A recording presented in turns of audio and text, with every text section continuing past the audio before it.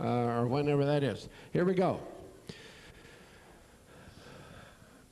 A lot of people know something about fractals. I am not one of those people. I am still trying to learn what fractals are, how they work, and how they affect our lives and how we can utilize them.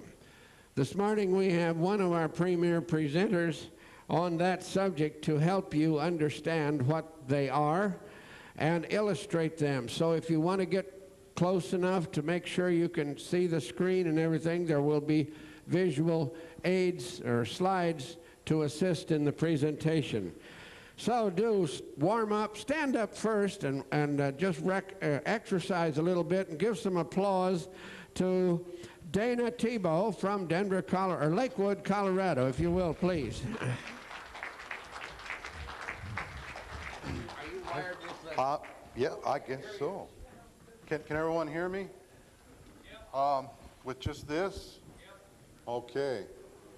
Plenty of sunshine. It works, huh? Coming my way. Wonderful feeling. Wonderful day. Okay, we can douse the lights.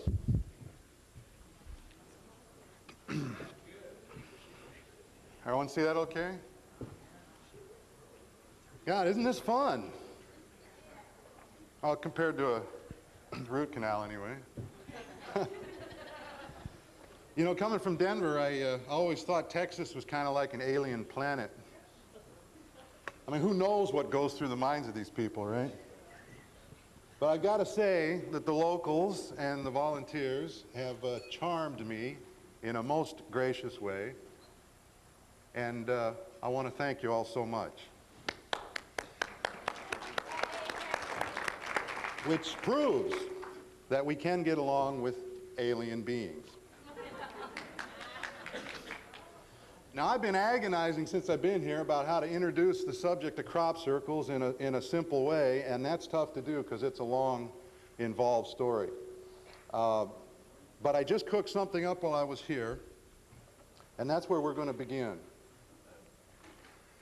Thousands of years ago, our forefathers and mothers, the descendants or the ancestors of the northern tribes, wandered across a newfound land, raw with stone, yet clothed in gentle green, the British Isles. Some encountered mysterious places of power where stunning vistas of psychic vision opened up before their eyes, their hearts, and their minds. And the legacy of the shaman was born among the young and renewed among the old, as they found themselves rooted to the spot in ever-growing numbers, captured in a trance of indescribable profoundness.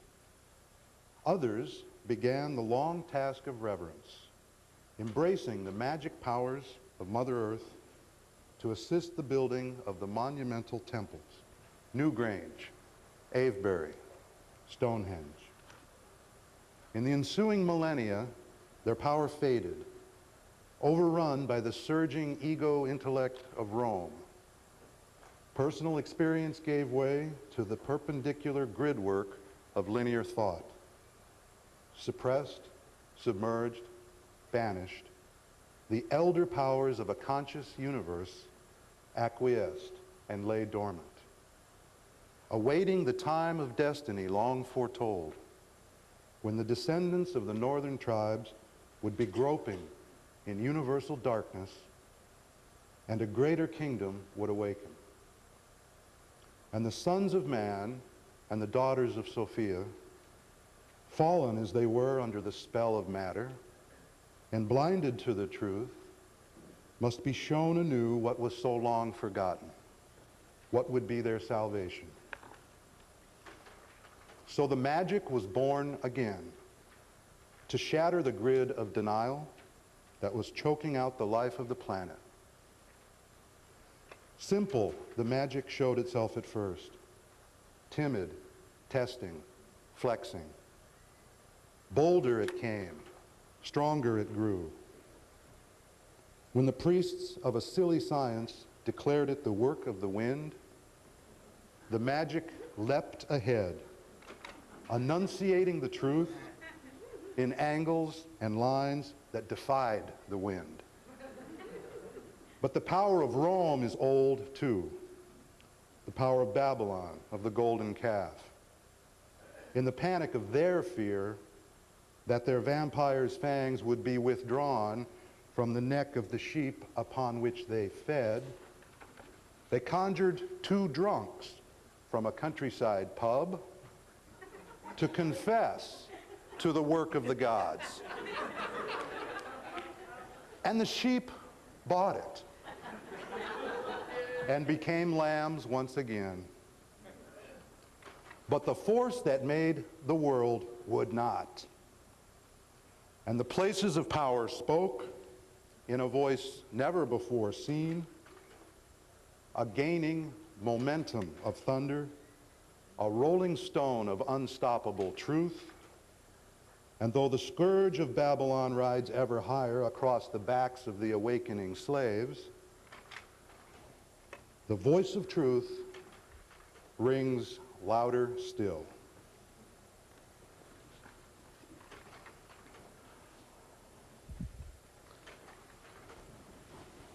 The summer of 1996, my sister Dawn and I were in the early planning stages of the Sophia Institute's first U.S. Crop Circle Symposium. I was at home in Denver reading a book called Chaos by James Gleick, while Dawn was on her way to England with one of Ron Russell's famous crop circle tours. Just as Dawn was arriving in London in the early evening, this circle was forming, the first one known to have appeared in daylight, the great spiral fractal at Stonehenge. This is enormous, hundreds of feet long, and this marked the beginning of a whole new chapter in the book of crop formations, and it announced a portent of grandeur to come. So Dawn calls me, breathless, trying to explain this incredible giant thing that she can't quite describe because she can't make it all out from the ground. And she's telling me they're calling it a Julia set. Coincidentally, that's just what I'm reading about. It turns out that this magnificent spiral actually resembles just a part of one kind of Julia set, which is one member of a huge family of mathematical designs, all of which are derived from an amazing infinite construct called the Mandelbrot set, which itself is just one beast in an infinitely varied zoo of shapes known as fractals. From that moment on, there has been a nonstop avalanche of fractal formations, and they have been among the most magnificent and complex of them all. So just what exactly are Julia sets? What is the Mandelbrot set, and what are fractals? Fractals are a new kind of geometry. Not really new. Nature has known about them all along, and mathematicians have been playing with them for over a century, since before they had a name. But they were considered oddities, bizarre, unwieldy monstrosities that horrified their discoverers because they disobeyed the rules of normal math and normal geometry and led to uncomfortable paradoxes. So they were swept under the rug and forgotten like mutant children. But what those early mathematicians didn't know was that those children were prophets, heralds of a whole new understanding of the universe that is still unfolding as the new geometric language of nature.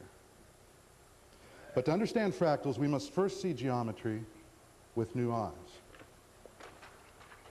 Part of the early blindness towards this new geometry came from a misunderstanding of old geometry. And most of us still labor under a misconception about the familiar mathematically ideal shapes of geometry. These are some of the perfect shapes that we admire around us. Some are two-dimensional, like the circle and the square, and others are three-dimensional, like these. What they all have in common is that they are ideal forms. They can be defined exactly by geometry. What is surprising, and what we may not have realized before, is that these perfect forms don't exist in the physical world. That's right. They only exist in our consciousness. Every object that we recognize as a geometric shape only resembles that shape. Some roughly, some seemingly exactly, but none actually perfectly. Here's a sphere that seems perfect from a distance. But if we get closer, we begin to see new details that spoil its perfect roundness. Closer still, and we see other shapes like these triangles. And as we get closer to them, we find they too do not have smooth surfaces and perfect edges. In fact, no matter how perfect the form seems to be, no matter how clear, no matter how sharp the edges, if we look close enough, under high enough magnification, the perfection disappears. New landscapes and irregularities are revealed, and a seeming chaos emerges.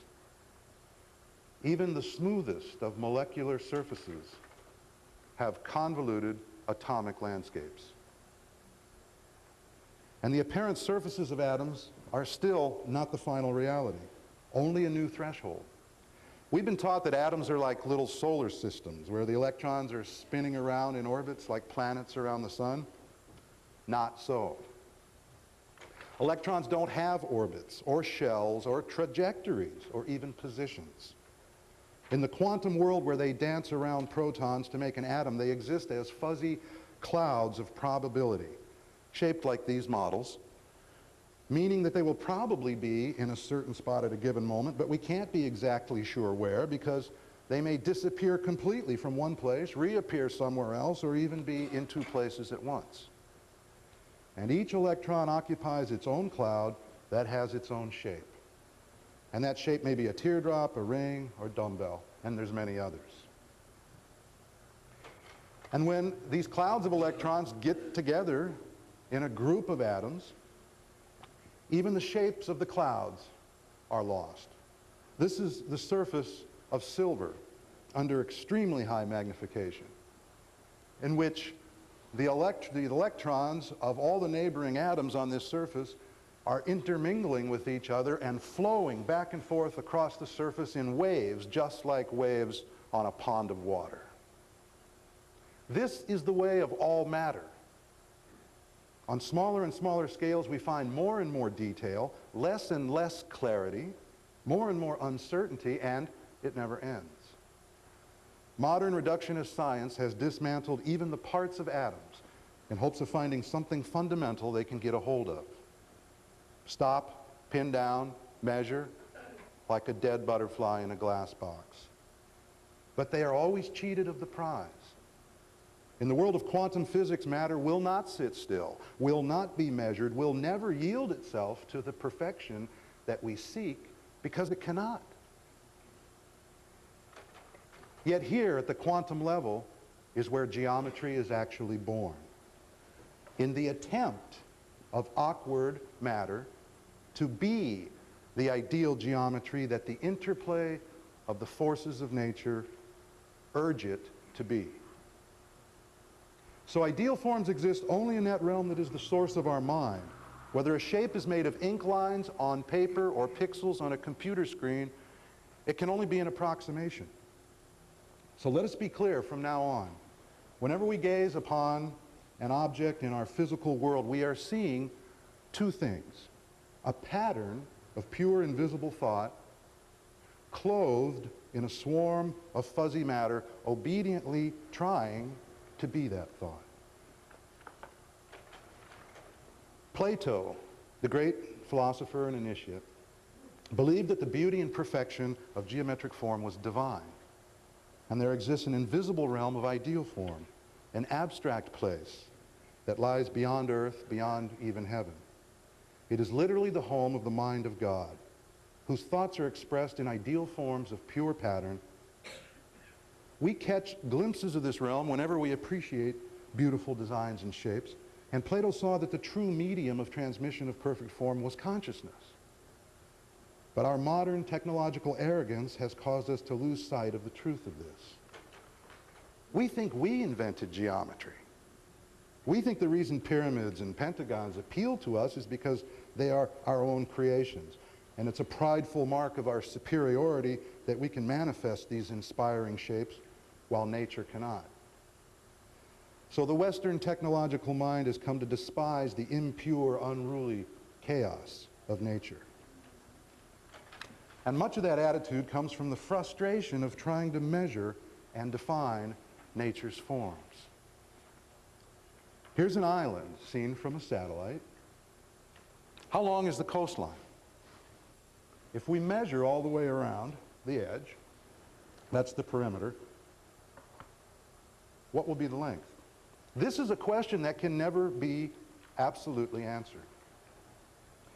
Because as we get closer and use finer and finer measuring tools, the coastline inexorably grows longer. New inlets, new outlets, more convolutions. And we can trace this progression right down to the quantum level, just as we do with any matter or object, and never find a final measurement. So now we realize that much of what we've taken for real is firmly in the realm of the imagination. And if all number, all form, all pattern originates in imagination, well, then we're free to explore the abstract, the impossible, the infinite, without fear that we will lose touch with what is real. And that is where fractals take us. Back in 1904, the year before Einstein published General Relativity, a Swedish mathematician named Helge von Koch, K-O-C-H, and I think that's how it's pronounced, was wrestling with one of these first fractal monsters. And the way it's built is to begin with a simple line, as you see on the bottom of the screen here. And what he did is simply divide the line into thirds, remove the center third, and then make a triangular peak in the middle, as you see here. And when you do that, you now have 4 pieces where you previously had 1. And what he did is then repeat the step that he just accomplished by taking each of the smaller lines, breaking them into thirds, and making a peak or a triangle in the center. Now here's 4 steps in that progression. This is called a Koch curve, and it's not really very curvy, but that's a mathematical oddity that they have to call this a curve. We can also make this form, and 3 of these curves, when brought together, form a triangular shape. We can also make this out of triangles. If we begin with a large triangle in the middle, the blue one, what we do is we add smaller triangles that are 1/3 the size on each side. Those are the pink triangles you see here. When we do that, we have a Star of David shape, which now has 12 sides. And on each of those sides, we add smaller triangles, 1/3 the size of the previous ones. Those are the red ones. And again, with smaller triangles, and again, and again, and again, and again, on, forever. And some mysterious things begin to happen when this progression is carried out. First of all, each time you add triangles, the perimeter of this shape gets 1/3 longer than it was before. If that blue triangle in the middle, let's say, started out being 1 foot on a side, then the perimeter is going to be 3 feet measured all the way around. As soon as you add a new set of triangles, it becomes 4 feet long around the perimeter. And when you add another set of triangles, it measures 5 1/3 feet long, and so on and so forth. After just a dozen steps, this perimeter is 100 feet long. After 40 steps, it has a perimeter that would reach clear to the moon. And after 100 steps, it would be over a light year long, 7 trillion miles. And the size of the triangles would have shrunk to 1 trillion times smaller than the nucleus of an atom. So this shape, or the distance of this boundary, quickly approaches infinity. Yet, the area inside this shape never gets much bigger than what you see right here, and has a finite limit that can be calculated exactly. The edges just get fuzzier and fuzzier, like a head of cauliflower. This is a simple example of a fractal, grown out of a simple rule repeated over and over. It has an infinite boundary around a finite area.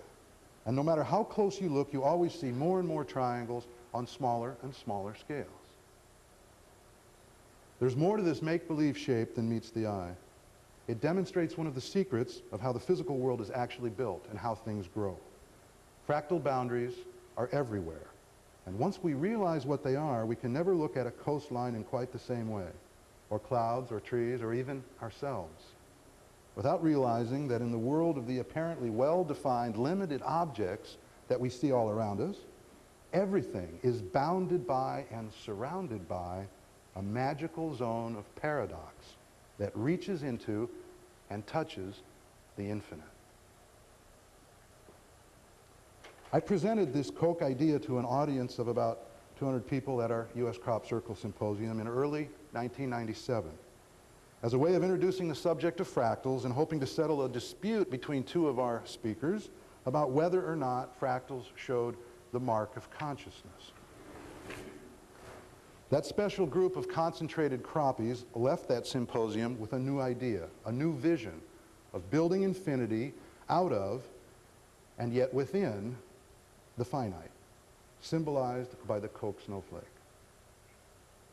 4 months later, in the fields of southern England, this appeared. If this isn't a mark of consciousness, I don't know what is. This is a fractal miracle. When I saw this, I lost it. Here was the infinite. We had touched the infinite, and it had touched back. There's no doubt in my mind that this is a Koch snowflake. The big difference is that the smaller triangles have been substituted by circles. After all, there's a limit to what even the force can do in a field of wheat. And then some joker, a human joker, goes out in a field 20 miles away and stamps out big letters in the edge of a field that say, "Where do you live?" Ha, everyone enjoyed that. 2 days later, in that same field, this appeared. An extra-dimensional Koch snowflake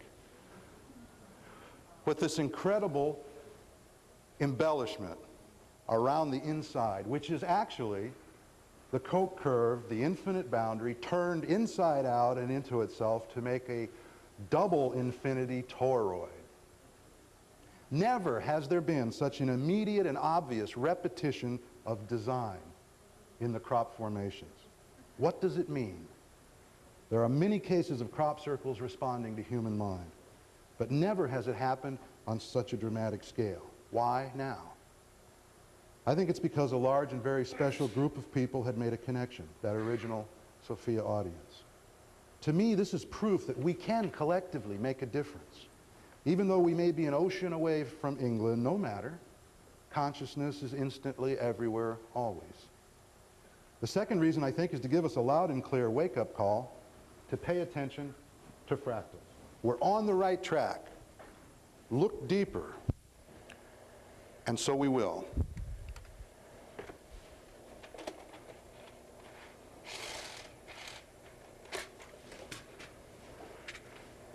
And the answer to where do you live, I think I have, or at least an idea, and I'm going to be presenting that in my workshop.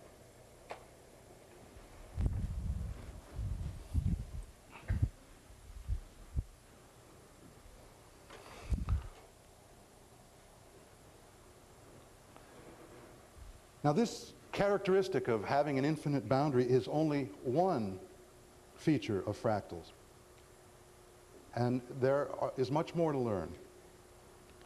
We still don't know what exactly is a Julia set. But in this same field where the Julia set appeared, in the same summer, which was the following summer, when the Koch snowflakes appeared, one of my teachers appeared in this very same spot. There's so much more to these formations than meets the eye. One of the lesser known facts about crop circles is they don't have just one meaning, just one language, or just one solution. Crop circles are multi-purpose, multi-dimensional events made by consciousness and made to be seen by our consciousness. A single crop circle event speaks many different languages to many different people on many different levels simultaneously, oftentimes triggering cascades of synchronicity in the lives of those who are drawn to them. The maxim, "Seek and you shall find," is nowhere on earth more alive and well than in these treasures of mystery. In this living snowflake can be seen three primary themes that are played throughout crop circles, throughout nature, throughout the cosmos, artfully integrated into this one rather minor showing. The experts didn't think much of this at the time because it was early in the season. There wasn't a lot of crop laid down. It was too wet. It got cut down right away before many people had a chance to see it. But for a brief time, opposite the Stonehenge dolmens, existed this humble display of three magnificent engines of creation.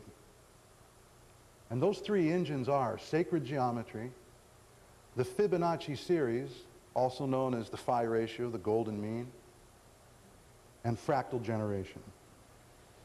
The first of these engines, sacred geometry,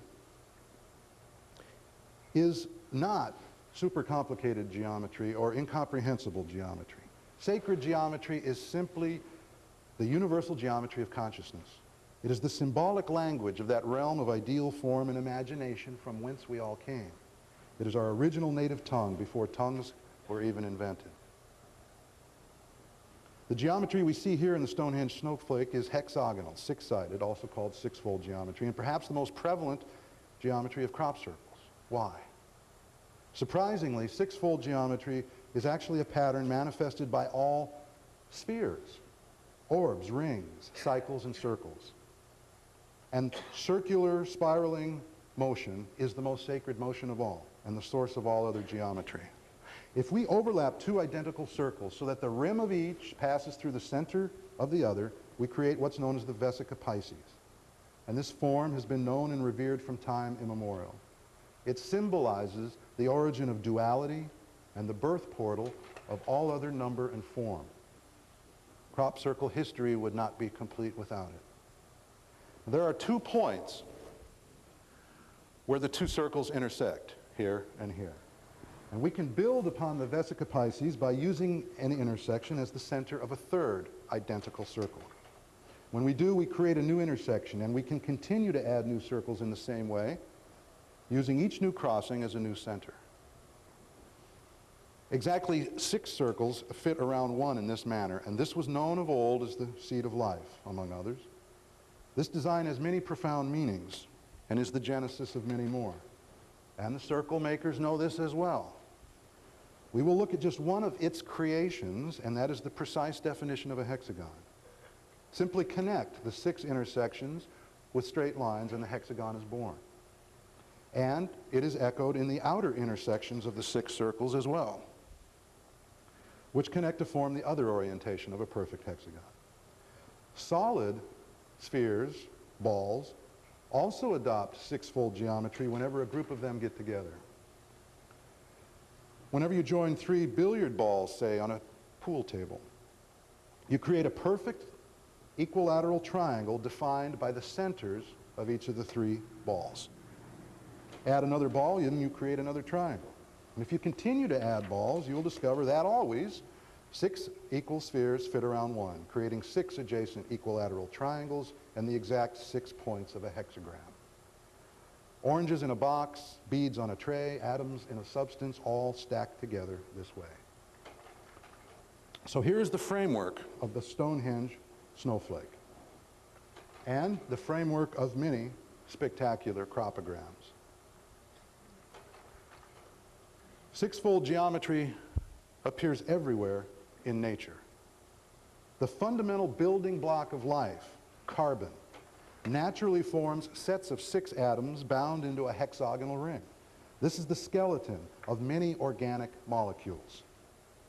Amino acids, sugars, cholesterol, estrogen, nicotine, vitamin C, heroin, DNA.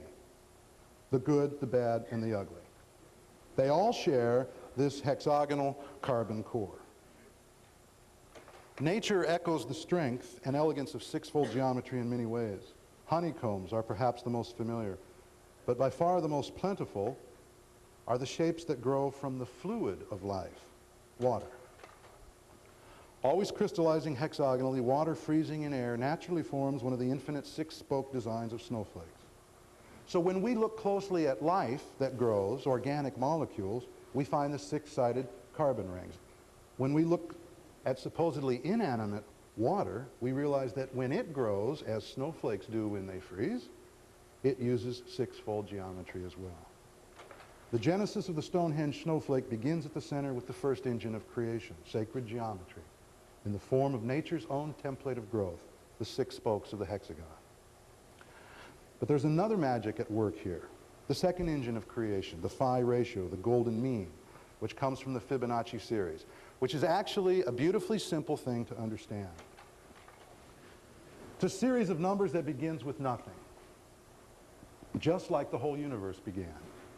And out of nothing comes one. Now this part I can't explain. This is the ultimate mystery. That's the Big Bang, Genesis, the manifestations of yogi masters. All that is depends upon this original miracle for its origin. All we have to do to understand the Fibonacci series is to accept that somehow something out of nothing somehow happens. The rest is easy. So now we have two expressions, 0 and 1, which we can act on. What should we do with them? Well, let's impose a rule. There's only so much we can do with two numbers mathematically. The most obvious is simply adding them together. 0 and 1 makes 1. And our rule should make place for the answer, so we'll put it right next to the original miracle. Now all that remains is to invoke the first secret of fractals, repetition, growth by doing the same simple thing over and over. And what is the simple thing? In this case, we've chosen to add two things together. But wait, we now have three things. So which two should we add? Well, if we have to choose, let's forget the first element and simply add the latest two. Now we have all the knowledge needed to build a Fibonacci series. 1 and 1 makes 2. Add 2 to the end of the list and forget the first. That's kind of like a chain letter, huh? And away we go. 1 and 2 makes 3, 2 and 3 makes 5, so on, forever. Here are the first 12 numbers of the Fibonacci sequence. With this simple numeric fractal generator, we can build a universe. And that is exactly what nature does. It builds on itself, beginning with original miracle.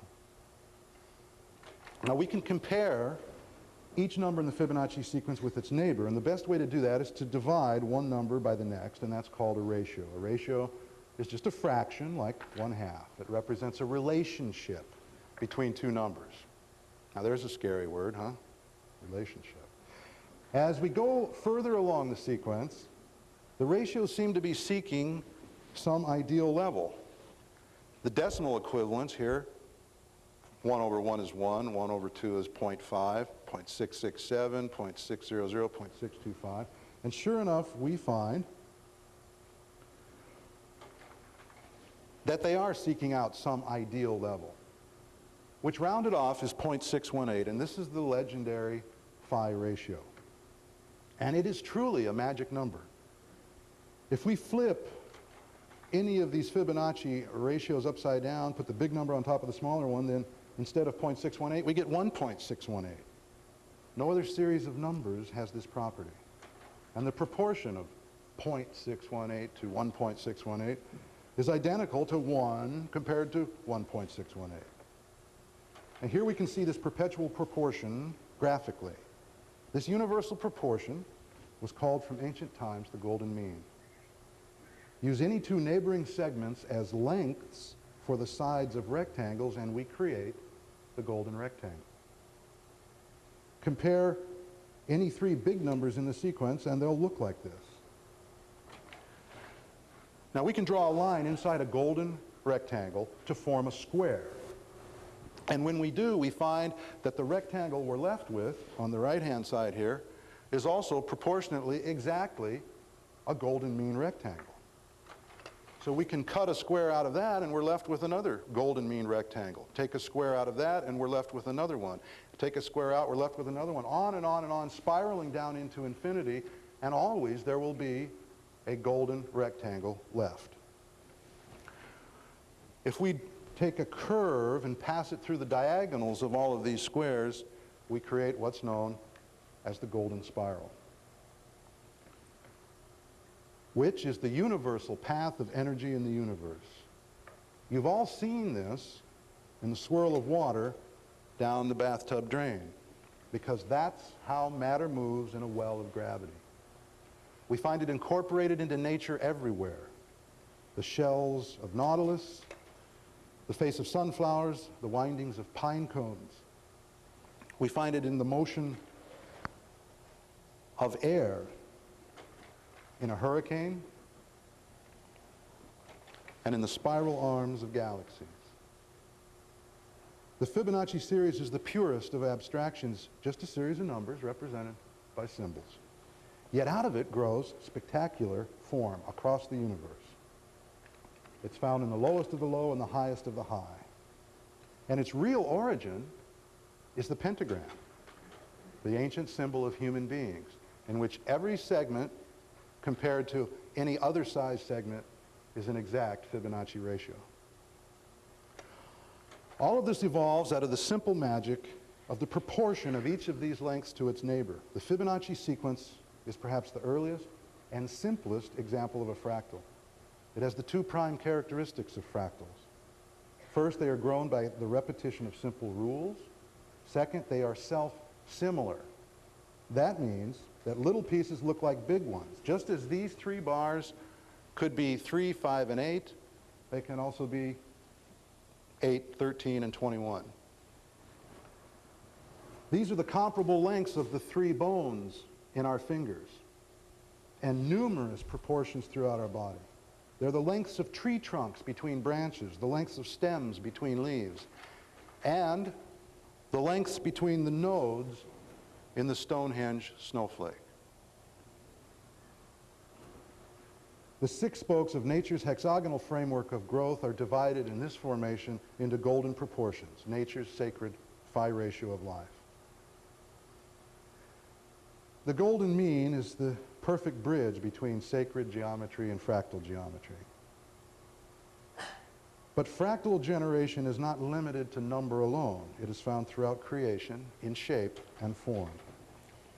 And that brings us to the third great engine of creation, the hidden order in chaos. Fractal generation is just like the Fibonacci sequence. Start with something simple and then grow it by applying a simple rule. Let's take two identical straight lines and cross them at one end like a T. Now let's apply a fractal rule. We'll make a new line only as long as one side of the crossbar and place it at right angles across the end. And the same thing for the other end. Another way of looking at this is that we've made a reduced copy of a T, two of them, and laid them on the side and replaced the upper arm with smaller babies of the original parent. Now we have four new ends, and we can repeat the same rule in the same way, replacing each arm with smaller versions of the original. Each time we do this, we make twice as many new tips as there was before.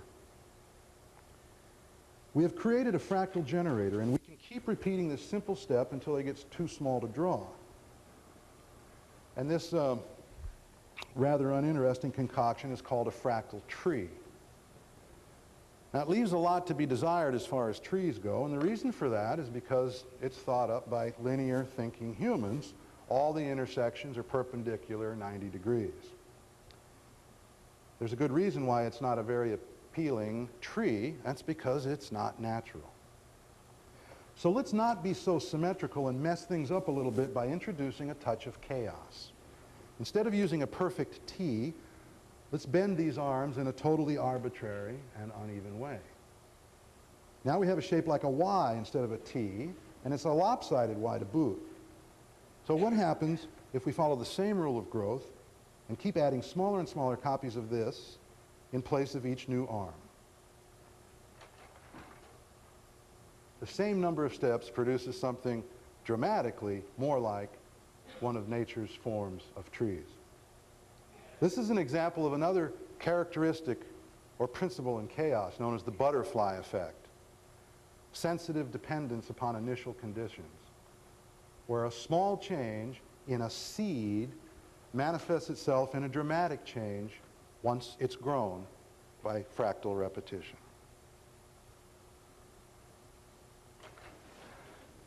But what happens if we mess this up even more?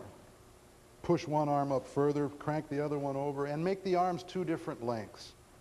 Now we've really ruined any chance of having symmetry, right? Wrong. Another one of nature's wonderful forms, or something very similar to it. Now, look at the Stonehenge snowflake. Each of these branches is its own fractal tree. The tips end in little circles, but if you use your imagination a little, you can see those circles actually represent further branching on ever smaller scales. We can see natural-looking shapes grown out of simple one-dimensional lines, but what if we start with two-dimensional shapes?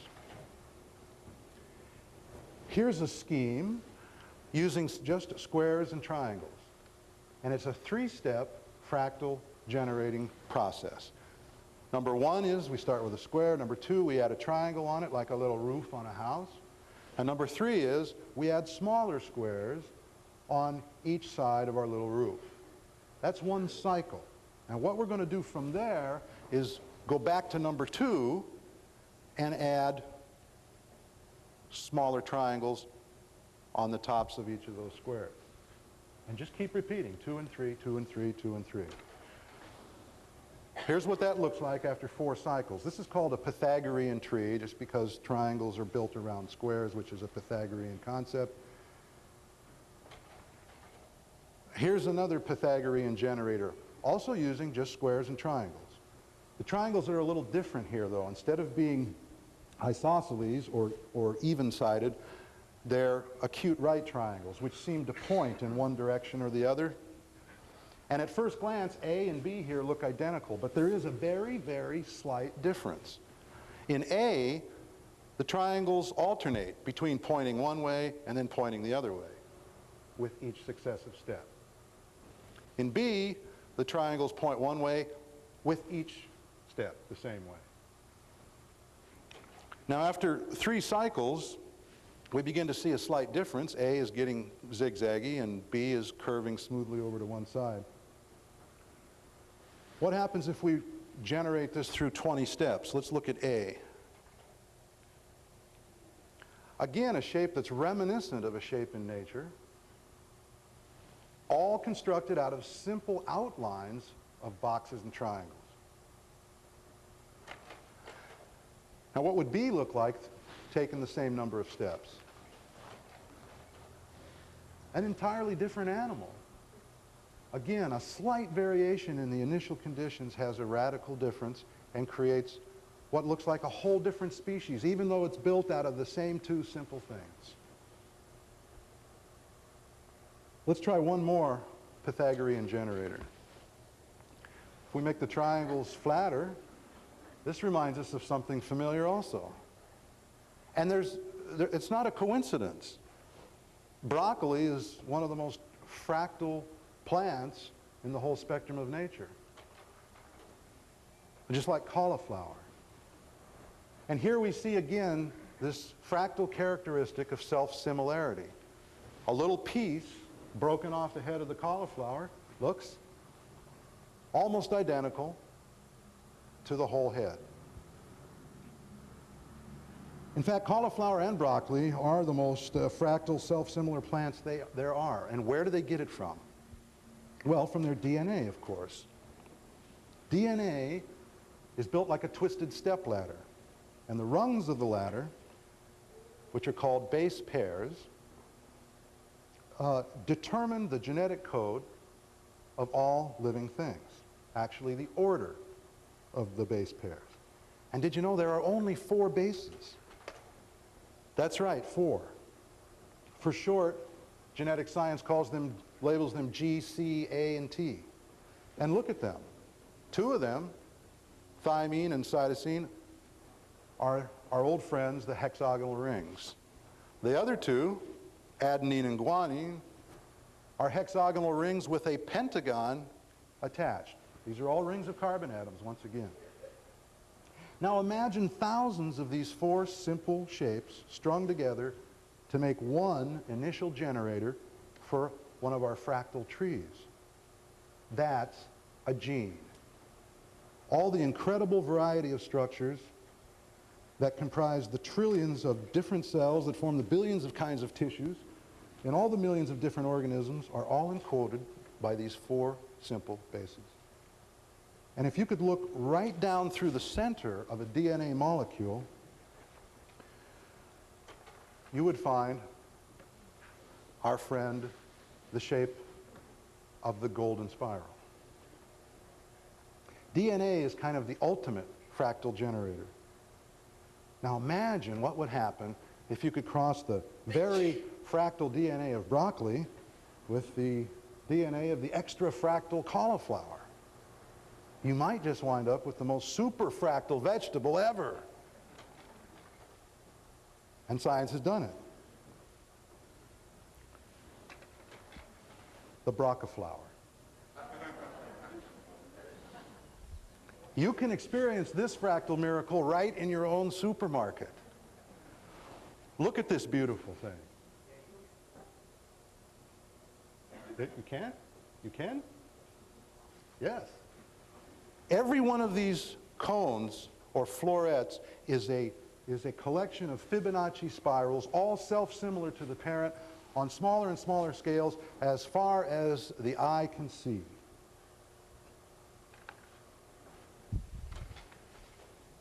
Here's a close-up. Now, where have we seen this marvelous expression of spiral fractal life before? Right where it all began.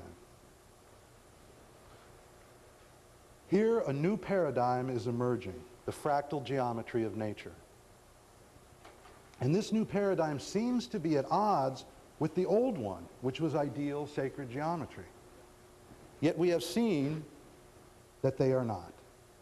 We just did not understand the way in which sacred geometry was employed by nature as the pattern for the building blocks that are then multiplied by fractal growth. The yearning for ideal form, for the perfect, for the divine is strong in man. Man the conqueror, man the builder, has striven for millennia to impose his obsession with unearthly beauty and order on the frighteningly wild chaos of nature. He has made it his holy duty to remake the world into the perfect jewel he thinks it should be, even if he has to level every trace of natural chaos to do it. Sad, misguided man. For right under our very noses, just beyond the scope of our senses and understanding, lie woven into the very fabric of all creation the tiny ultimate jewels of ideal form, invisibly drawn together by the simple rules of fractal spirit into the ever-blossoming patterns of perfection, the cornucopia of life. Ladies and gentlemen, I promise you that this is only the beginning. And I hope to infect you all with this excitement that I have, which is unlike any that I've ever known. Please come to my workshop tomorrow night, where my colleague crappies, Doe Kelly and Andrew Wheeler, will present over 100 slides of this year's fantastic formations and evidence of an ancient feminine presence embodied by the very landscape of megalithic England. And we'll watch a late-breaking, cutting-edge research video from my colleagues Ron Russell and Simeon Hine, documenting their discovery of measurable proof of an energy signature in authentic formations using new electrostatic meters. And we will learn amazing things about the infinite Mandelbrot set and its children, the Julia sets, their relation to dragons and nines, and we'll find that lightning can strike twice in the form of the incredible Sierpinski gasket experiment and another, and the mysterious reappearance of the three engines of creation. Join me for the awakening of the newest paradigm, what I call the infinite boundaries of Chaosophy, and the answer to where do you live? Now, I don't have a book yet, but there's some I'd like to recommend. Chaos, which is scientific but very readable. The Tao of Chaos, which is metaphysical, with some fascinating insights and parallels with the I Ching.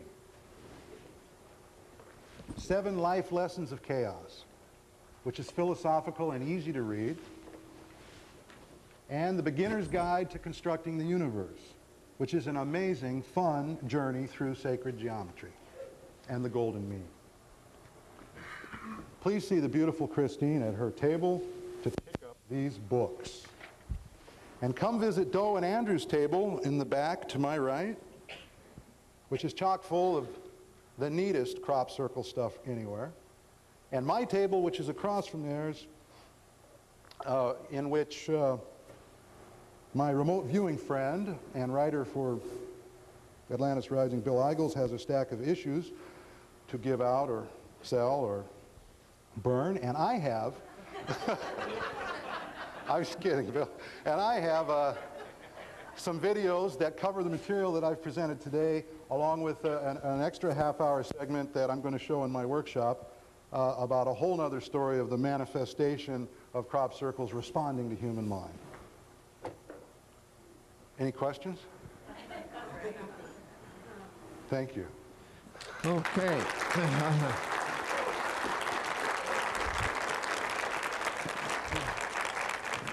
Yeah, wasn't that good? A way to put it.